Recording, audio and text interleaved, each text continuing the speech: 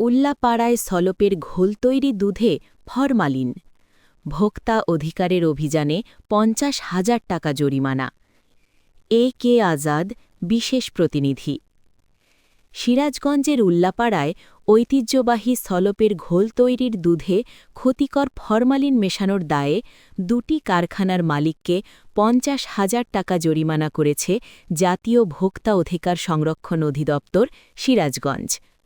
বৃহস্পতিবার জাতীয় ভোক্তা অধিকার সংরক্ষণ অধিদপ্তর সিরাজগঞ্জ জেলা কার্যালয়ের সহকারী পরিচালক মোহাম্মদ সোহেল শেখের নেতৃত্বে এ ভ্রাম্যমাণ অভিযান পরিচালিত হয়। অভিযান যেটা চলমান ছিল ভোক্তা অধিকার সংরক্ষণ অধিদপ্তর এবং উপজেলা প্রশাসনের সার্বিক সহযোগিতায় এখানে নিরাপদ খাদ্য কর্তৃপক্ষ আমরা মিল্ক অ্যানালাইজার মেশিনের মাধ্যমে দুধের গুণগত মান পরীক্ষা করছি। এখানে দেখেছি যে 12টা নমুনা পরীক্ষা করে আমরা 6টি নমুনার মধ্যে এখানে ভেজাল বা নিম্নমানের দুধ পেয়েছি। এই অন দ্য স্পট আমরা এখানে রিপোর্ট পেয়েছি যে দুধের গুণগত মানটি এখানে যে নির্ধারিত মানে থাকার কথা ছিল সেই মানের চেয়ে অনেক বেশি ব্যত্যয় ছিল।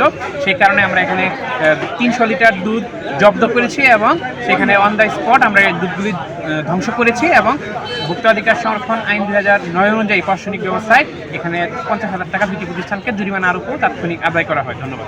অভিযানে মেসাজ সলপ ঘোলঘর ও দধি ভাণ্ডারের মালিক মোহাম্মদ আব্দুল মালেক ও মোহাম্মদ আব্দুল খালেককে ভেজাল দুধ অস্বাস্থ্যকর পরিবেশের কারণে ৫০,০০০ টাকা জরিমানা করা হয়।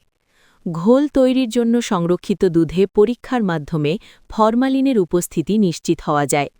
দুধে পানি মেশানোর পরিমাণ ৪৩ থেকে ৫০% এবং ফ্যাটের পরিমাণ ৯.৭%, যা মানবদেহের জন্য ক্ষতিকর।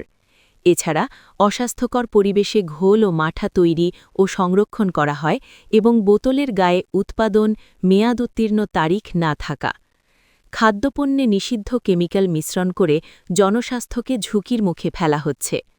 সলপের ঘোল সিরাজগঞ্জের উল্লাপাড়ার একটি শতবর্ষী ঐতিহ্যবাহী পানীয়, যার চাহিদা রমজান মাসে কয়েক গুণ বেড়ে যায়। অসাধু ব্যবসায়ীরা অধিক লাভের আশায় এবং দুধ দীর্ঘক্ষণ পচনমুক্ত রাখতে এই ক্ষতিকর ফরমালিন ব্যবহার করছিল। ৩০০ কেজি ভেজাল দুধ জব্দ করে ধ্বংস করা হয়। ভোক্তা অধিকার সংরক্ষণ অধিদপ্তর জানিয়েছেন, জনস্বার্থে এ ধরনের ভেজাল বিরোধী অভিযান অব্যাহত থাকবে।